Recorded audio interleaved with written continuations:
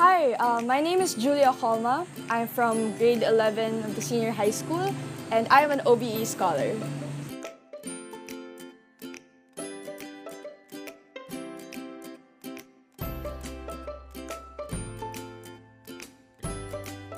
When I got the acceptance letter to the Ateneo, there was no scholarship yet because the email arrived late. So when we got that, I was so happy, but at the same time I had reservations because, oh no, my parents are gonna have to spend around 200,000 just for tuition without the miscellaneous, without the living alone expenses. But then the scholarship arrived after around 2 days, and I vividly remember how happy I was. I vividly remember how happy my parents were, because at least now it's like such a sigh of relief that I won't have to think of my parents having to work more hours or having to cut costs and expenses because they'd have to pay for my tuition.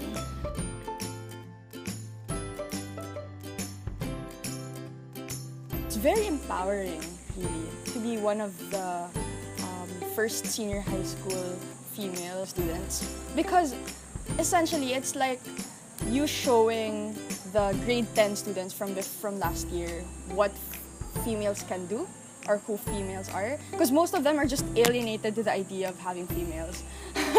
Like, they don't know how to talk to us and things like that, or some people even go to extents of underestimating females. But then it came out that, oh, in the class, I'm like one of the people who got really high grades and who was able to show that women can do these things, that we can lead, we can debate, we can get really high grades, things like that. So it's really empowering, really, to be part of that minority. We're like less than 200 students, less than 200 females in the Ateneo Senior High School. And I'm excited for more females to come next year.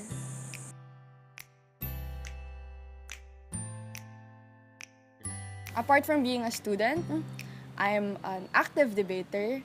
I am the class president of my class. I am the newly elected ACO vice president, and I was the batch project head of the promenade of the first ever co-ed senior high school.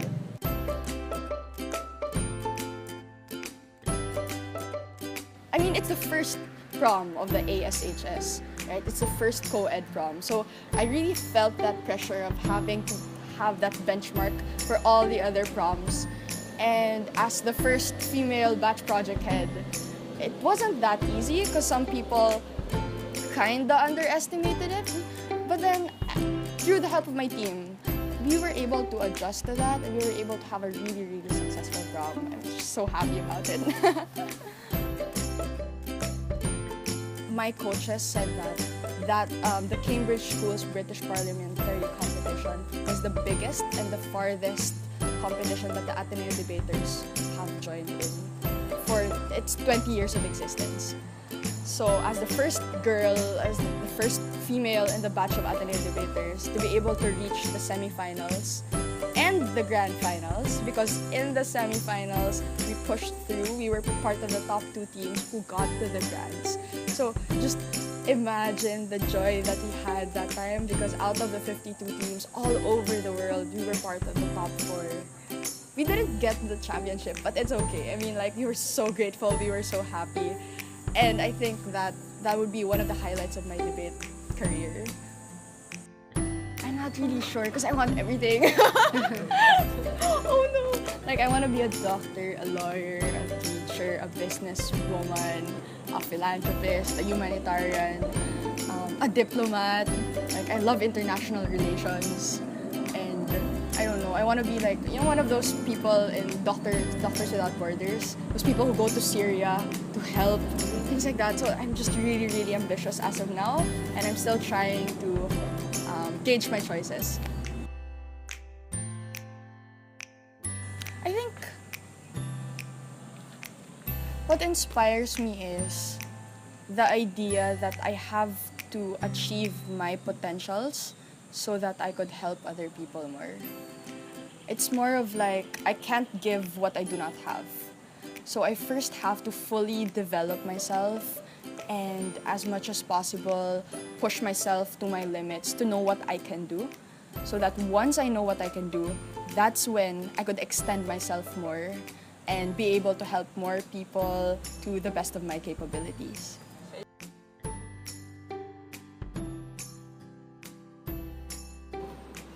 Among all the Ignatian values, I think that the most ingrained value that I have as of now is really men and women for others. I think that that phrase, in and of itself, allows me to align my goals, align what I want in life to whatever the world needs as of now. So I saw this line in the Ignatian book. Your vocation or your calling is the intersection between what you want or your greatest desire and the greatest need of the world. So that intersection is important because it also takes into account the idea that you have to look at the peripheries. You have to look at the struggles of other people and you have to be there for them. That's why it's men and women for others. So if I'm gonna talk about my greatest takeaway, I think that it's service really. It's really being selfless enough to be able to give up your time, give up your effort, give up your financial costs, for example, to be able to help other people. Because there is a certain fulfillment when you get to help other people. I think that's what keeps me going.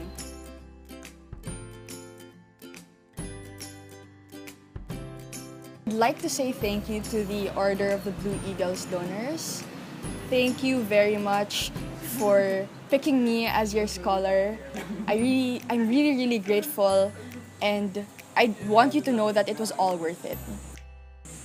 Hi, again, I'm Julia Ocoma, and I am an OBE scholar, and I'm inviting everyone to support the Order of the Blue Eagles Scholarship Fund because I think that it's one of the best things that has happened to me in my entire life. Like, if you look at everything else, all the highlights of my life, I think that this experience of being your scholar has been one of the greatest things that has ever happened to me and to my family, and I'm really grateful for that.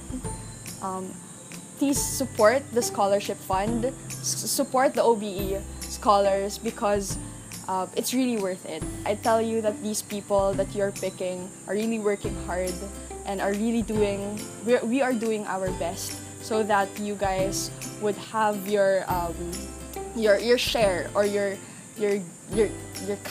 action of giving back, something that's very worthwhile and something that really translates into reality, translates into something good through the scholars that you picked. So thank you very much, and I hope you support me.